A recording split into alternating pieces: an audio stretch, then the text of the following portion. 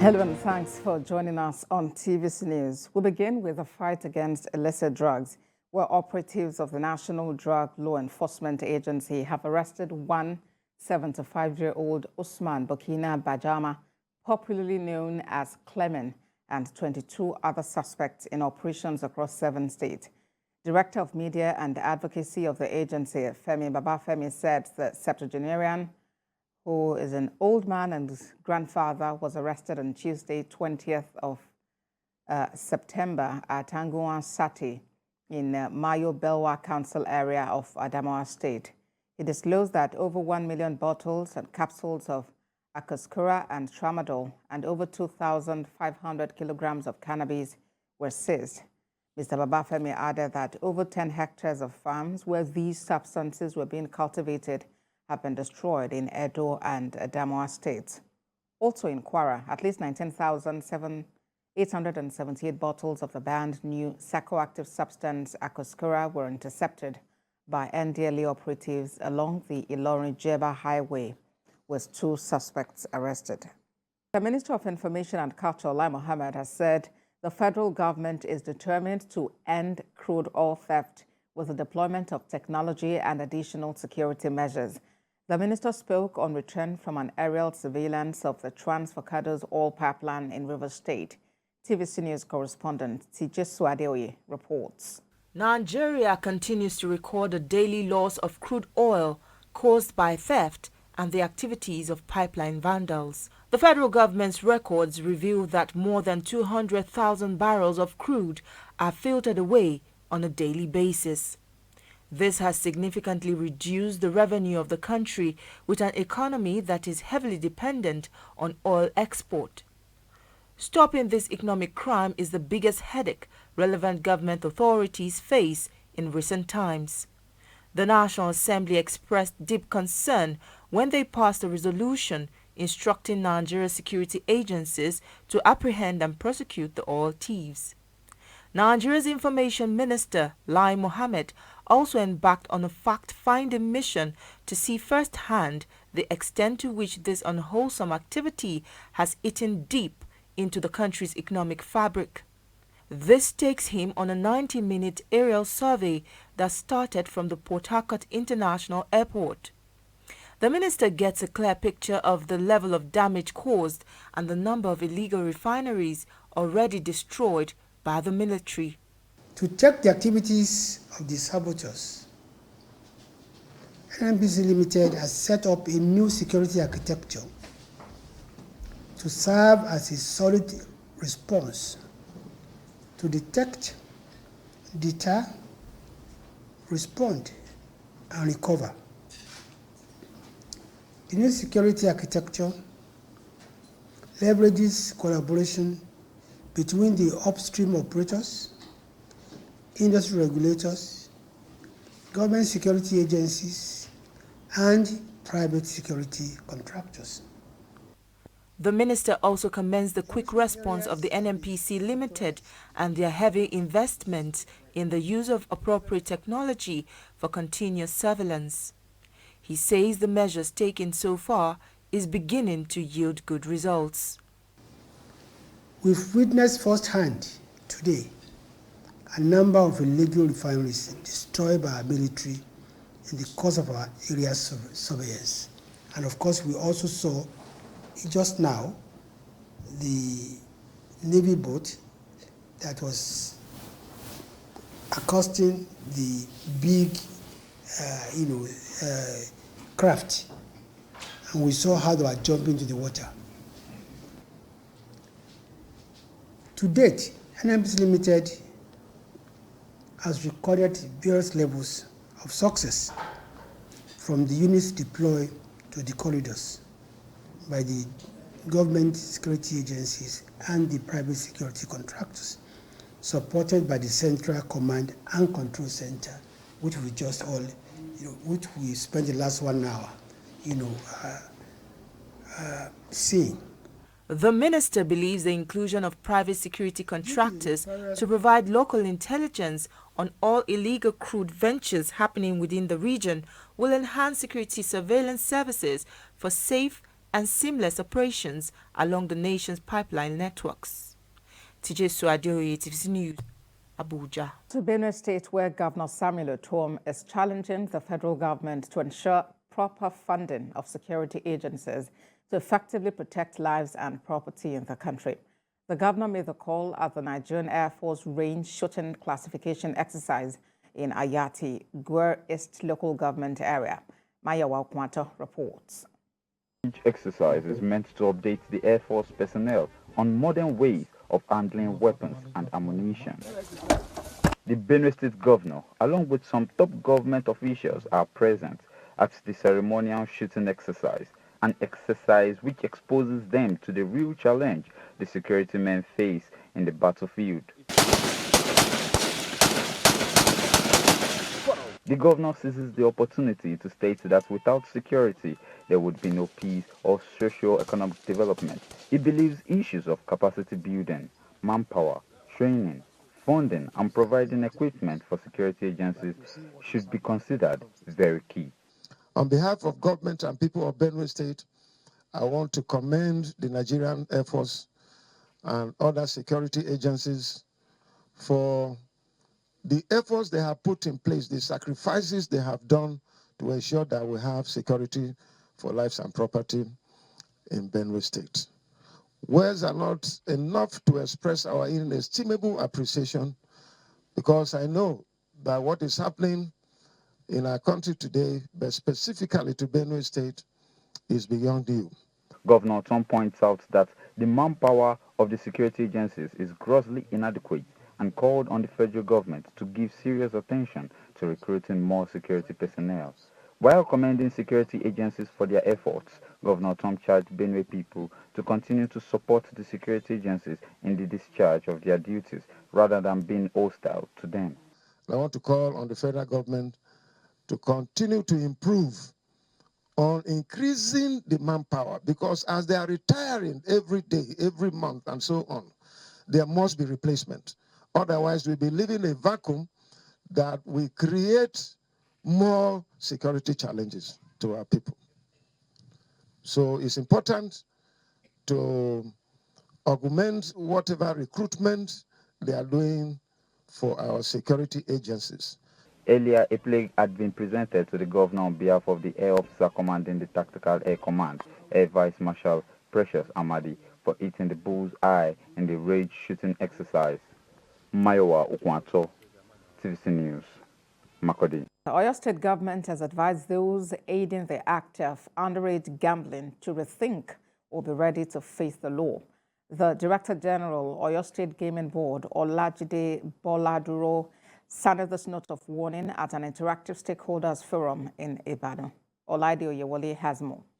Statistics, close to 60 million Nigerians between the ages of 18 and 40 are involved in active sports betting, spending close to 3,000 naira every day on bets. Reports also show that Nigeria, with $180 million revenue on sports gaming, ranked second in Africa, after Egypt, which made up to $286 million in the revenue generated from sports gaming in 2018. In Nigeria, despite the law against underage gambling, the act remains prevalent.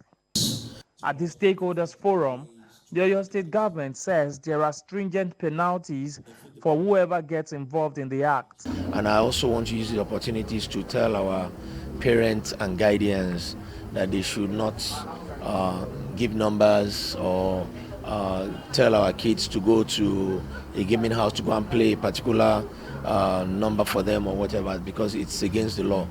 There's a 3-year prison term and also a 500,000 naira fine for all operators that we find doing this, not only playing, even employing. That needs to be done in the sector. Earlier, the secretary to Oyo State government says although underage gambling is prohibited, but it is not against inclusiveness in the industry. As we brainstorm today on ways to improve the economy of the state and the growth of the gaming industry, I invite you to embrace the tenets of inclusiveness in your business and to continue to support the good work of His Excellency, Governor Sheyi Makinde, To have all their senses and their physical parts of the body, 100%, it's still also, good for us to focus on people who have one form of disability or the other, because they are an integral part of, our communities. The program was the second edition of its kind in Oyo State. Oladio Yewole, TVC News, Ibadan. Niger State, where floods have continued to ravage communities due to the opening of Kanji and the Jeba dams. Now, the Hydroelectric Power Producing Areas Development Commission has finalized plans to build resettlement villages in Ikeso and the Muregi communities in the state to arrest the situation. Chanemi Bameyi reports. Flooding is a recurring challenge, not just for communities that live by the riverbank, but also for communities that are situated on lowland.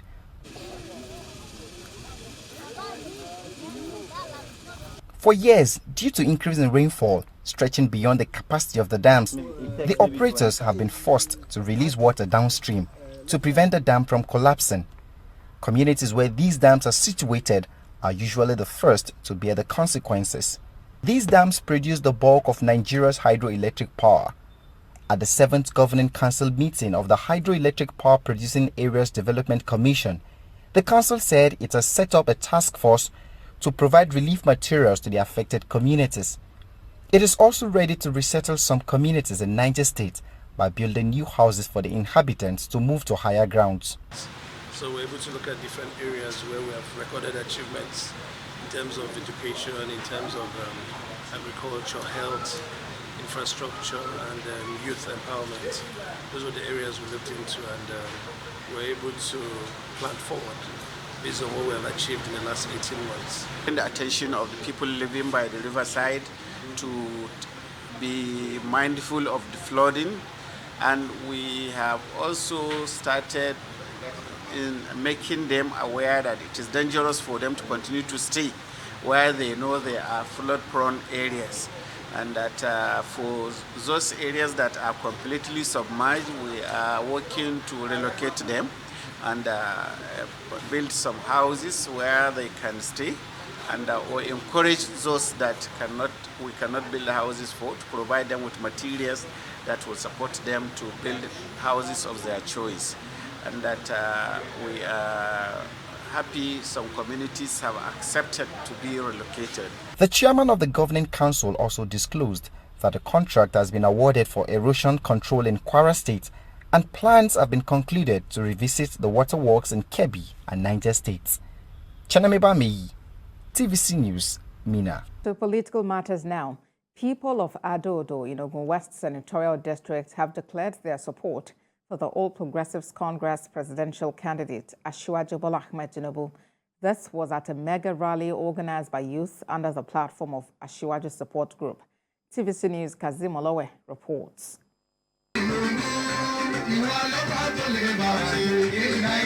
These are indigenes and residents of Adodo town and its environs.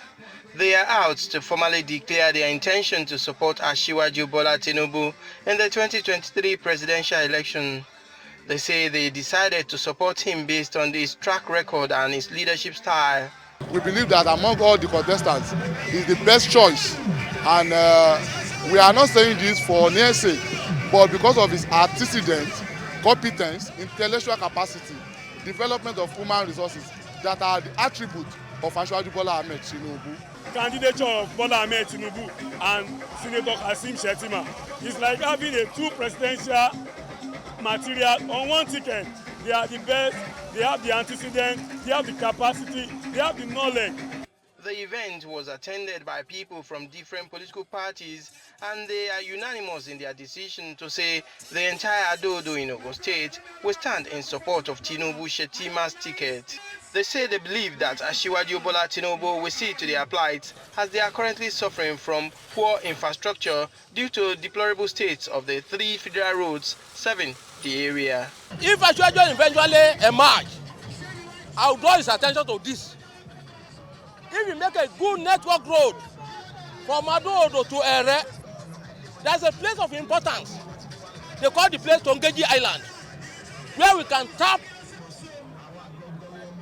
fuel, oil, We love Tinubu. We want Tinubu to be our president. That is why we supported him.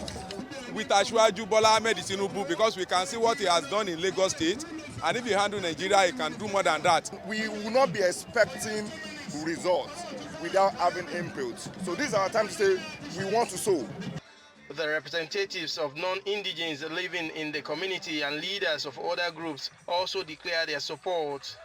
I know quite all right, if Jagaba reach there, he go listen to us. He go take care of us here. Special roads. Tinubu Shatima, Allah Bosa, Allah Tima Kamana, Allah Samudachi. I'm Simba. We support them to work with them. The people of the area say they believe that they will get federal presence under the watch of Asiwaju Tinubu and Kashim Shettima. Kazim Olowe, TVC News, Adodo. Leaders of opposition People's Democratic Party in Gombe State have resolved to be united in their quest to wrestle power from the governing All Progressives Congress. Following statewide consultations, different groups within the party separately declared their support for the presidential candidates of their party. Correspondent Lanre Adeyemi has more. The crisis rocking the lead opposition party PDP took a different dimension following fresh comments by the Rivers State governor. In a swift reaction, a group of members protested at the party's state secretariat, criticizing the position of some influential members.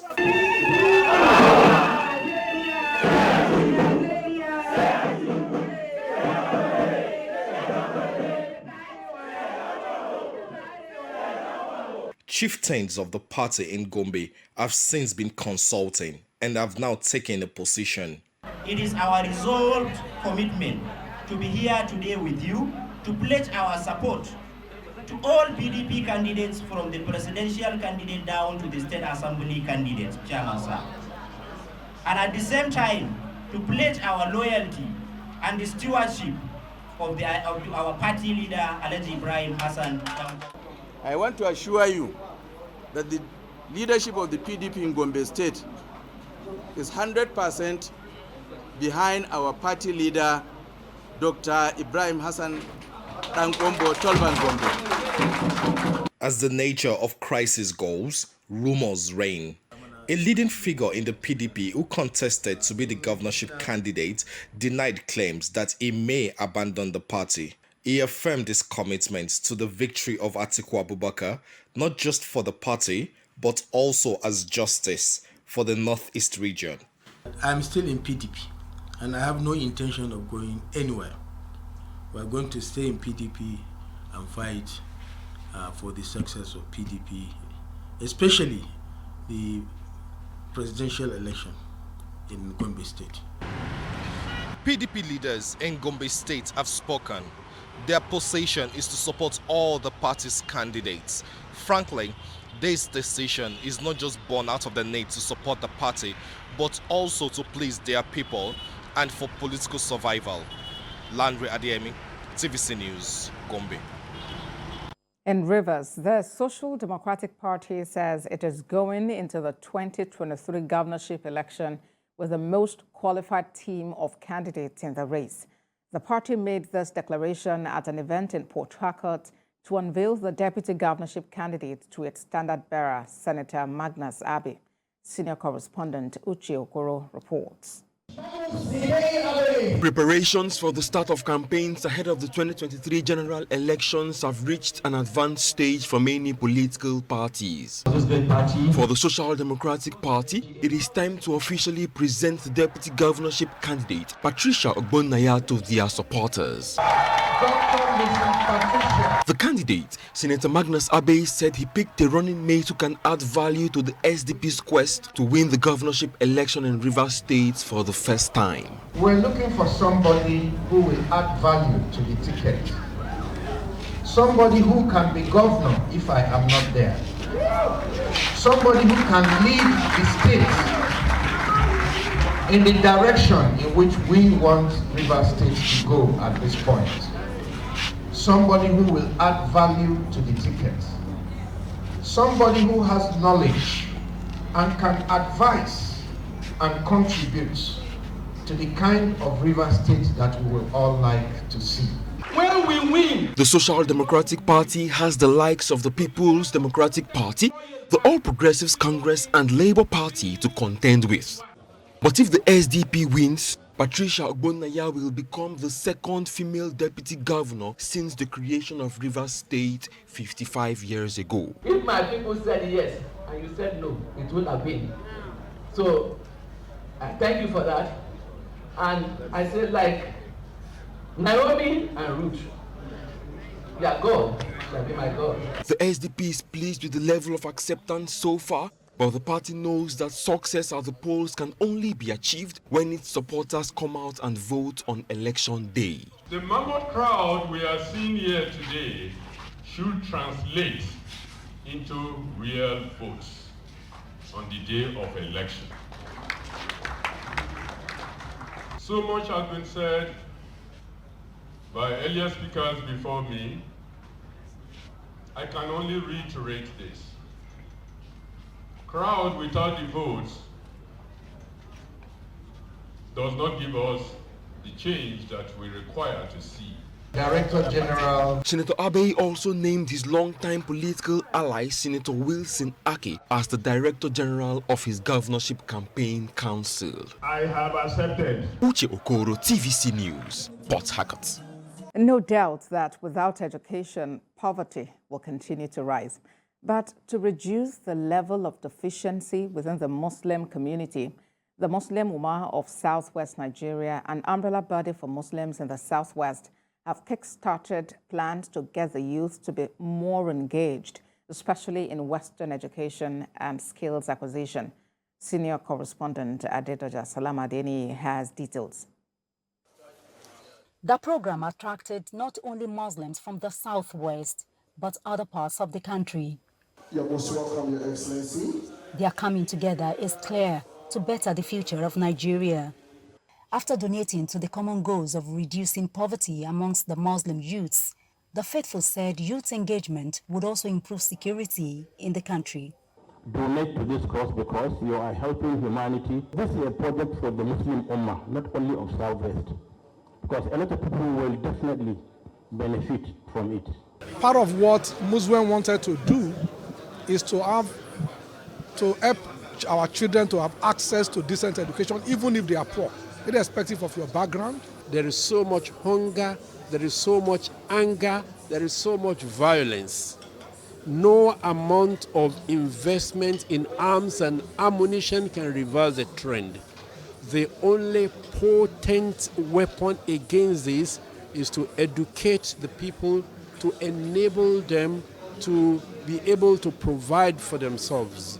As 2023 general election draws nearer, Lagos State Deputy Governor Femi Hamzat also used the occasion to charge Muslims to investigate their candidates in order to make right choices. Let's look at the right candidate that can develop this country. So it's not a question of Muslim, this, what. No.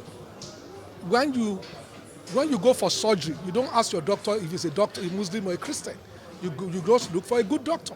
So you need somebody to manage our economy. We need experienced people that understand financial engineering, that can bring about the type of wealth that we need in this country. Right from inception, Moswen was determined to embark on programs and projects that will engender progress and development for the Muslims of Southwest Nigeria. Adedoja Salamadini, TVC News, Lagos.